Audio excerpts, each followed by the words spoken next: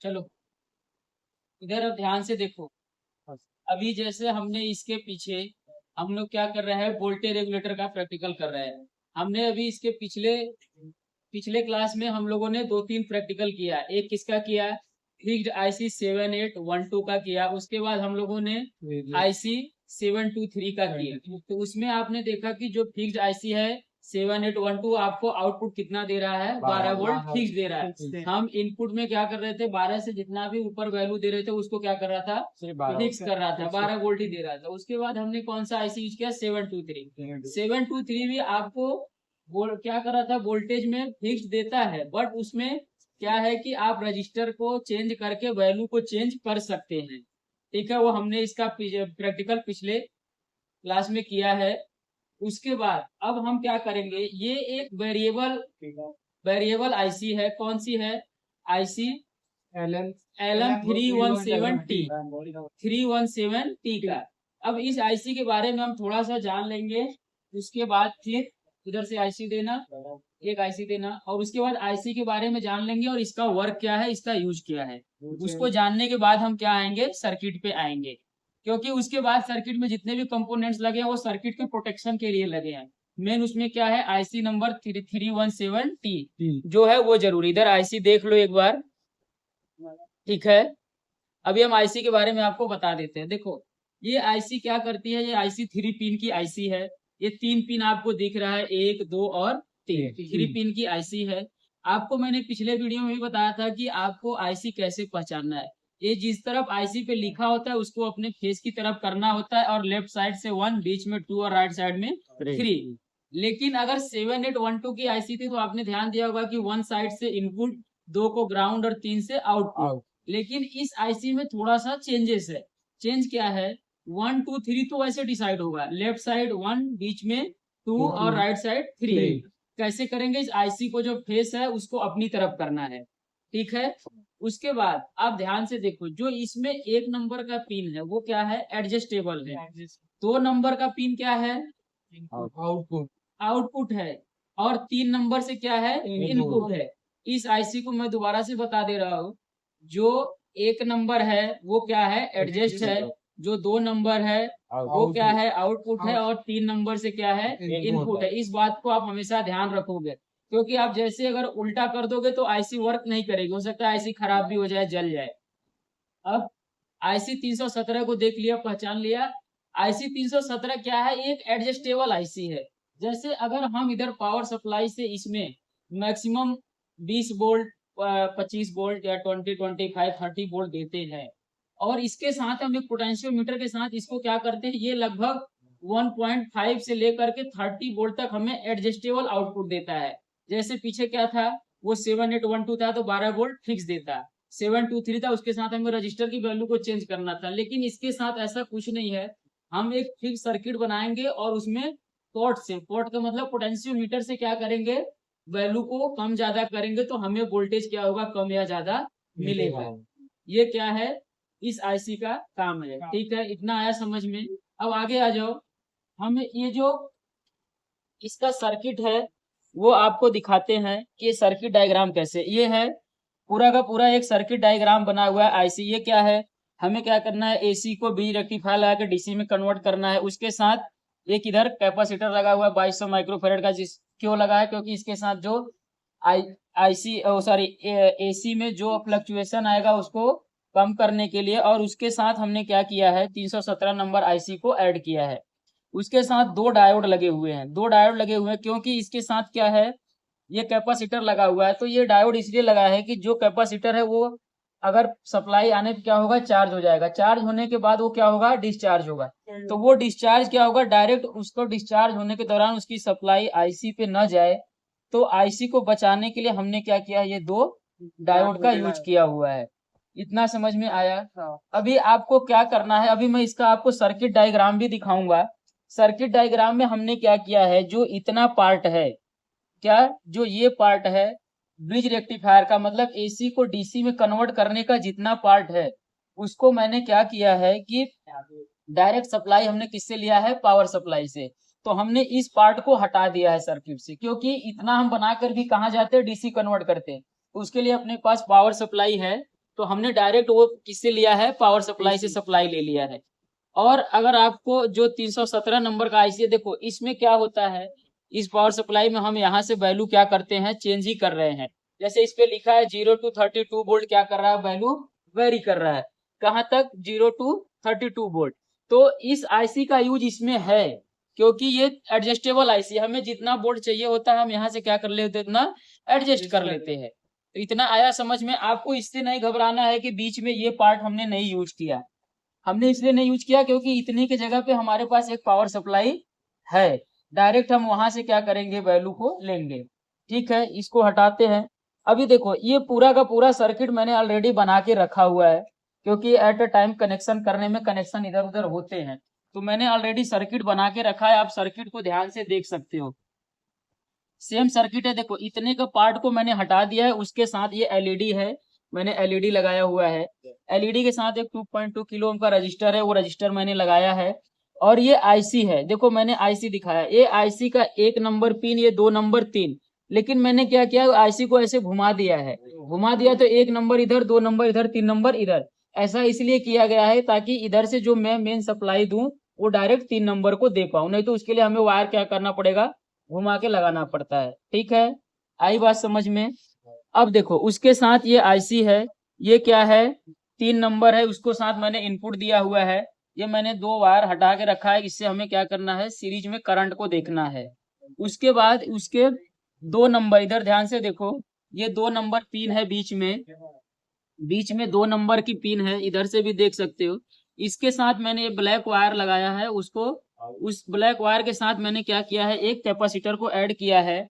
और उस कैपेसिटर के साथ इसकी जो 2 नंबर की पिन है, उसके साथ हमने क्या किया है, एक वायर क्या किया है, इस रजिस्टर के साथ जंप किया हुआ है। ठीक है, ये रजिस्टर 220 ओम का है, एक कैपेसिटर लगा हुआ है, उसके बीच से एक डायोड मैंने लगाया है, किसके साथ, 2 नंबर के साथ। ठीक है, दिख रहा है।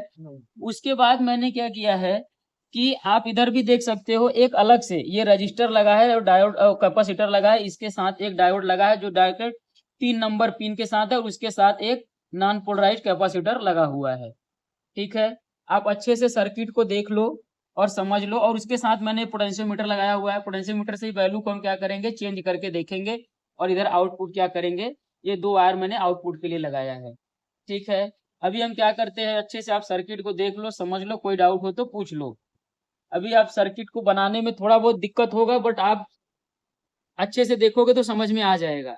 सेम यही प्रोसेस मैंने उधर किया हुआ है।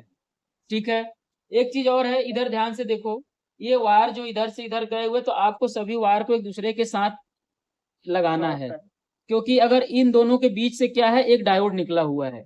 ठीक है, तो उसके साथ हम क्या करते हैं, एक जंपर वायर का यूज करके डायोड वहां से उठा लेते हैं। ठीक है, वो देखो वही मैंने किया हुआ है। ये मैंने क्या किया है, एक वायर ऐसे लिया है, 1 नंबर से, ये येलो कलर का, और बीच में लगाया है, वहां से मैंने ये डायोड इधर लगा दिया है। ठीक है, आ गया समझ में। अब हम क्या करते हैं, इधर से सप्लाई को देते हैं और इधर वैल्यू को चेक करेंगे।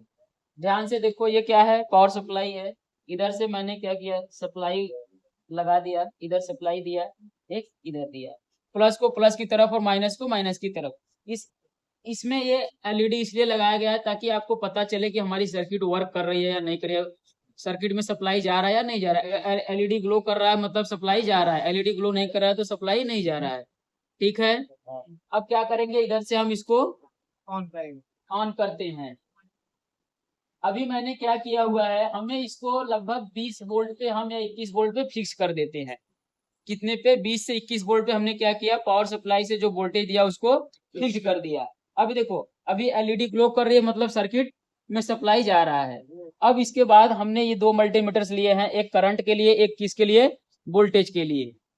इधर ध्यान से देखो, मैंने दोनों लिया है, एक करंट के लिए, एक वोल्टेज के लिए। उसको मैंने क्या किया है, एम्पियर में सेट किया हुआ है, और इसको वोल्टेज में सेट किया हुआ है। ठीक है, इसको वोल्टेज रेंज पे सेट कर दो। ठीक है, अब देखो हम क्या करेंगे, इधर से यहाँ पे करंट चेक करेंगे और यहाँ पे वोल्टेज चेक करेंगे, और पोटेंशियोमीटर से वैल्यू को क्या करेंगे, चेंज करते रहेंगे। ठीक है, तो इधर आ जाओ, 1-2 लोग आ जाओ, इसको पकड़ो ऐसे, इधर से पकड़ो, इधर से पकड़ो ऐसे, इधर से पकड़ो और इधर से इसको ऑन करो, इधर से इसको भी ऑन करो। एक इधर से आ जाओ, इसको पकड़ो, वोल्टेज चेक करो। आ जाओ, आ जाओ, आओ इधर आओ, इधर आओ। उधर तो ये इसको इधर कर लो, ठीक है। ये दोनों पकड़ो, अच्छे से पकड़ो, इसको पकड़ो,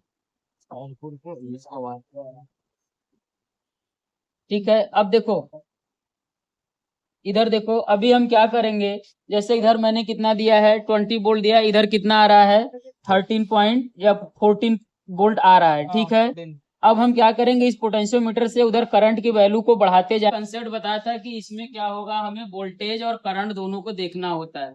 तो हमें किसी भी सर्किट में करंट तभी काम करता है जब उस पे आउटपुट पे लोड दिया जाता है। अगर इसके पहले अभी क्या हो रहा था कि करंट की वैल्यू नहीं शो हो रही थी, बस वोल्टेज की वैल्यू शो हो रही थी, अभी देखा आप लोगों ने। लेकिन ऐसा तभी होता है अगर जब हम आउटपुट में, जैसे मैंने क्या किया, इधर से आउटपुट लिया, यहाँ से आउटपुट लिया, तो जब हम आउटपुट लेते हैं उसके साथ हमें कुछ ना कुछ लोड लगाना होता है। जैसे या तो आप एलईडी लगाओ या उसके साथ वेरिएबल रजिस्टर या रियोस्टेट वगैरह लगाओ। उसमें भी ध्यान देना होता है कि करंट की वैल्यू एकदम जीरो न होने पाए। इसलिए जैसे मैंने अभी इस पॉट का यूज किया, इसी पोटेंशियोमीटर को लगाया, तो एक बार मैं लगा के दिखा देता हूँ ये आउटपुट पे कैसे लगाना होता है, ठीक है। तो क्या करना होता है, जिधर आपको आउटपुट मिलता है, इसमें भी एक प्लस का है एक माइनस का है। तो आप क्या करो, इसके आउटपुट के साथ ऐसे इसको लगा सकते हो, इधर ध्यान से देख लो।